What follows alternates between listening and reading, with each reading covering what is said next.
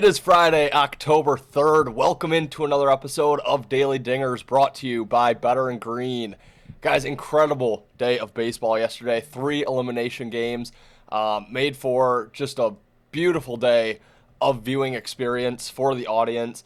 Had my Detroit Tigers move on past the Cleveland Guardians. We had the Chicago Cubs beat out the San Diego Padres.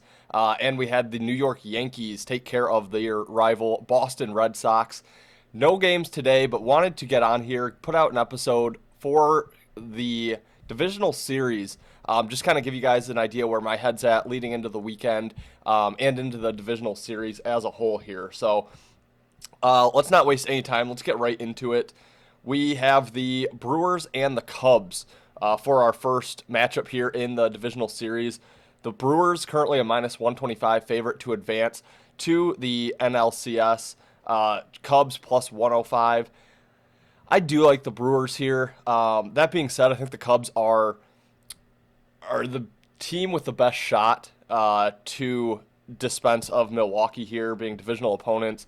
Kind of knowing how to beat this team here, even though Milwaukee did have nice success against the Cubs on the season.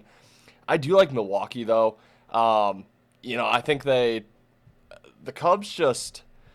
I think they kind of lucked out getting San Diego. I'm kind of a Padres fan. I'm a Fernando Tatis fan, but I just didn't see much heart, much passion in that Padres team. They just it looked like they were just going out there and their talent was winning them enough games to get them where they were. But I don't know. Something just felt weird about the Padres. I feel like it's kind of that way every year, but I think that was maybe the easiest of the series.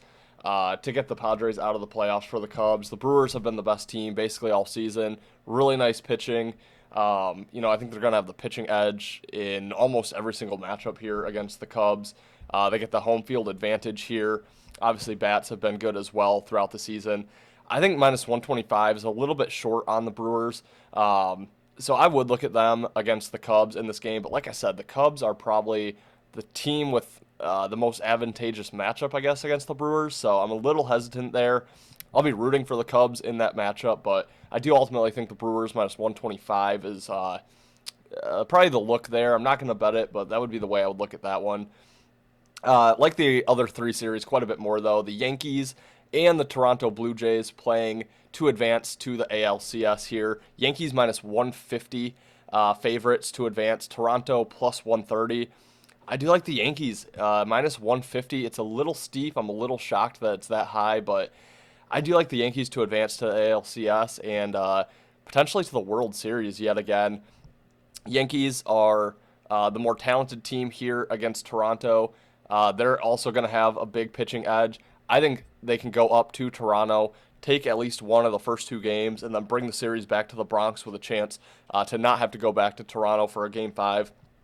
I kind of see the Yankees winning it in 4 games at home in their own stadium. They just dispensed of the Red Sox, obviously their biggest rival, but Toronto did beat them out for the division, so there's not going to be a letdown spot from beating the Red Sox. The Blue Jays are kind of the team that they were really battling with all season long, and ultimately I think kind of like the Guardians and Tigers. The Guardians won the battle. The Tigers won the war. That's kind of how I see the Yankees here. Yankees are by far the more talented team. If they can get hitting at the right spots, they're very tough to beat. They're going to have a pitching edge in the majority of the matchups. When it comes down to it, I don't trust some of the Toronto pitchers, the Scherzers, the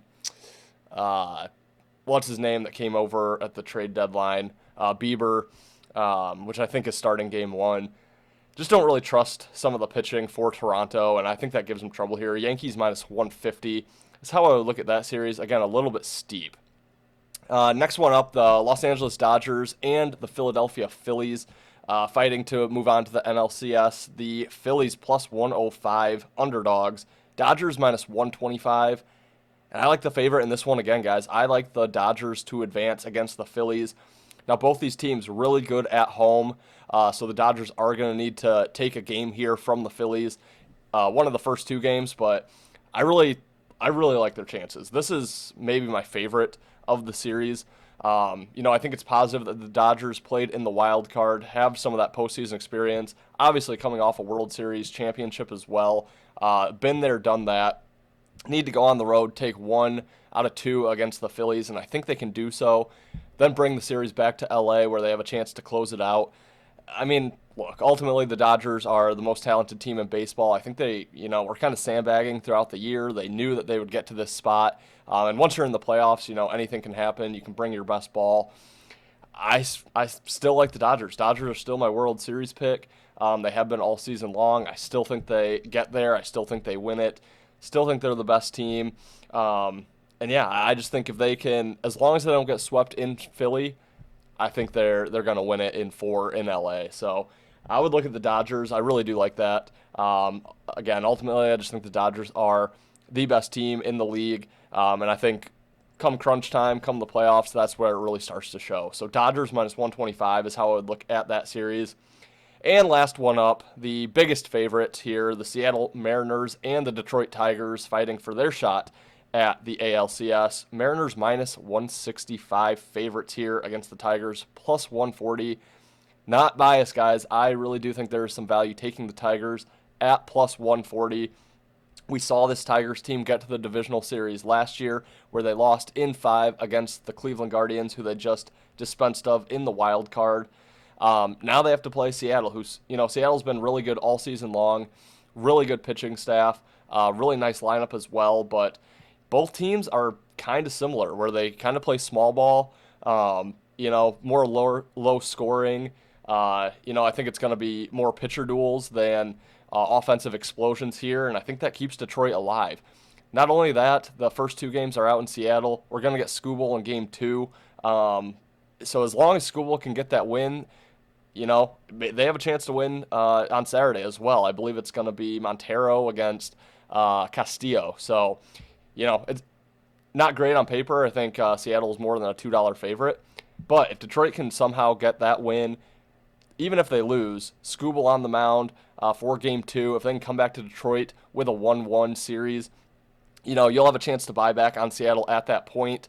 They're going to be a bigger dog than plus 140, more than likely, if they do play back in Seattle game 5.